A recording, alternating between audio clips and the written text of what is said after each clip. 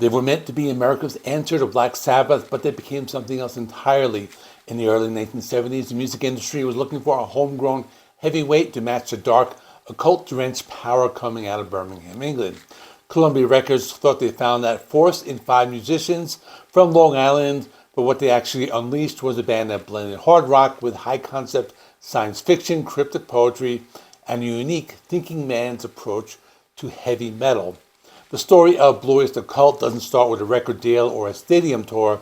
It starts in a communal house at Stony Brook University in 1967. It was there that 2 ambitious rock critics, Sandy Pearlman and Richard Meltzer, decided to engineer a new kind of rock band. Pearlman was a visionary, often described as a gonzo producer of intellect and vast vision, who overheard a jam session of 5 hard-driving musicians and decided to become their manager and creative partner. Initially, the band went by the name Soft White Underbelly, a moniker Pearlman plucked from a Winston Churchill speech describing Italy as the soft white underbelly of Nazi Europe.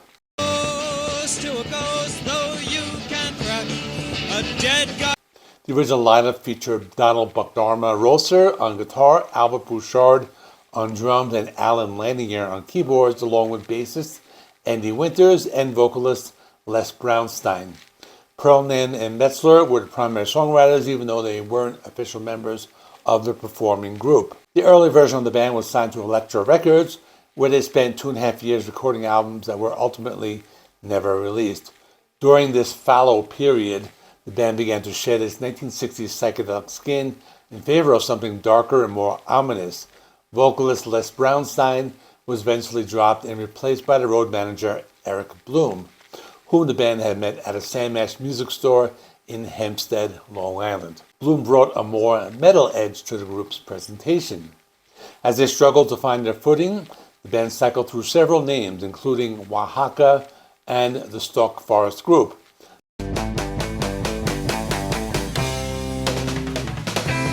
The latter name supposedly came to Pearlman while he was eating a Chinese meal containing bamboo shoots and mushrooms. But by 1970, the group had evolved into its classic configuration when Albert's brother, Joe Bouchard, joined on bass to replace Andy Winters. By 1971, the band had signed with Columbia Records, but they still lacked a definitive name. Pearlman, standing on a New York street corner with Richard Meltzer, noticed a restaurant menu featuring Blue Point oysters. He suggested Blue Öyster Cult, a name pulled from his own collection of poems titled Imaginos, which he had been developing since 1967. Meltzer suggested that adding an umlaut over the O simply because they thought it looked great, inadvertently starting a trend that would define the heavy metal aesthetic for decades. While some members of the band initially hated the name, it stuck, bringing with it the ambiguous, sinister implications Pearlman desired. The band assignment from that new label was clear: sound like Columbia's answer to Black Sabbath.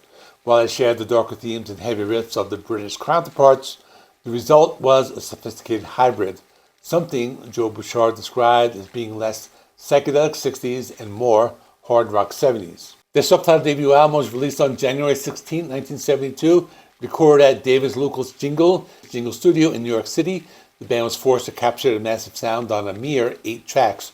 To make it work, the production team, Pearlman, Murray Krugman, and Lucas, used magical ways of doubling parts and flipping tapes backwards to create a dense and dark psychedelia vibe. The visual identity was just as important as the sound. The cover art was created by Bill Golick, a fellow Stony Brook student who was an eccentric artist obsessed with futuristic architecture and exoskeletons. Golick's monochrome drawings gave the album a mysterious, otherworldly look, and it was he who innocently introduced the Chronos symbol. He found the hooked cross in a book of ancient symbols, and the band adopted it as their official logo, leading fans to debate for years whether it represented the Greek titan Chronos or an alchemical symbol for heavy metal. But the heart and mystery was in the songs themselves. The album opens with Transmaniacon MC, a riff-driven track that immediately signals departure from standard rock fare.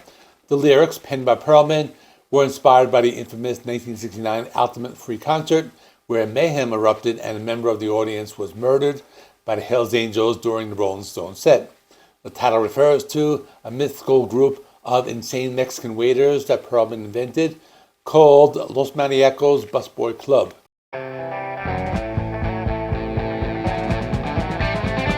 Next is I'm on a Lamb But I Ain't No Sheep, a cryptic track about the fugitive pursued by the Royal Canadian Mounted Police.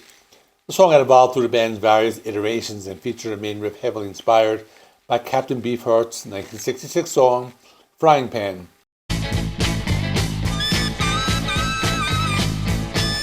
One of the album's most enduring tracks is Then Came the Last Days of May.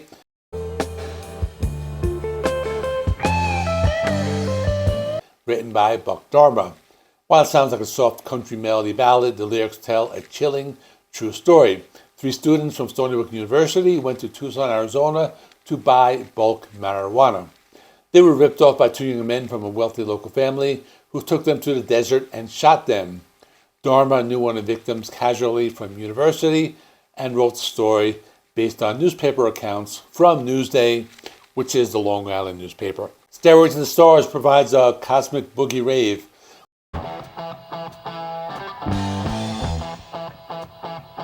While Before the Kiss, a red cap explores the seedier side of life in a real location known as Conroy's Bar.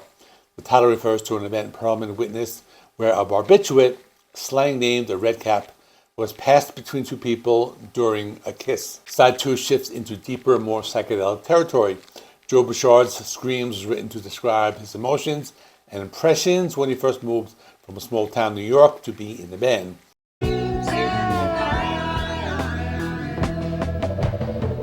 It's followed by the Eastern flavored gem, Cheese as Beautiful as a Foot.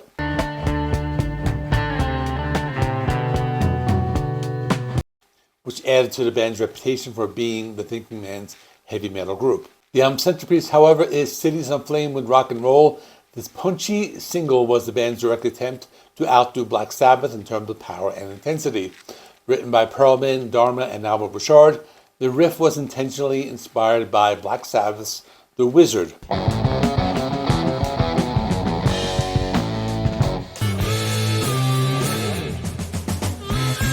With Albert on lead vocals, the song paints a vivid picture of 3,000 guitars setting a city alight, an anthem dedicated to the sheer destructive power of rock and roll. The debut concludes with Workshop of the Telescopes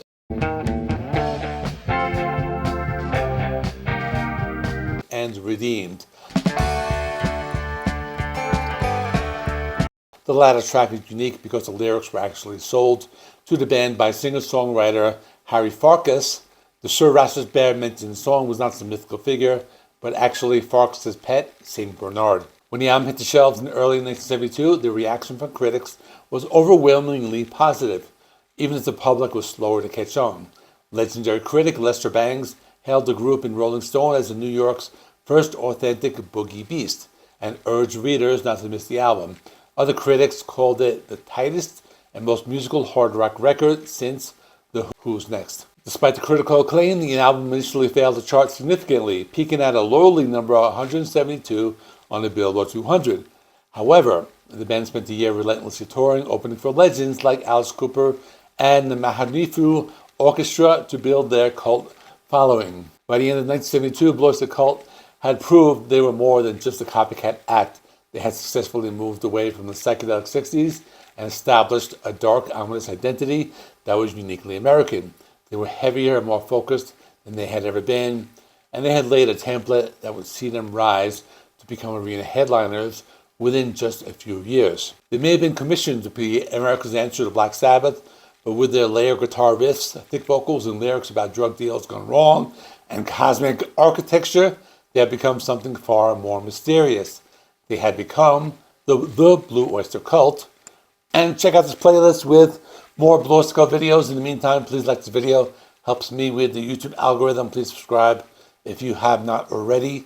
I do rock and metal reviews, rankings, and more. Thanks for watching. I will see you in the next one.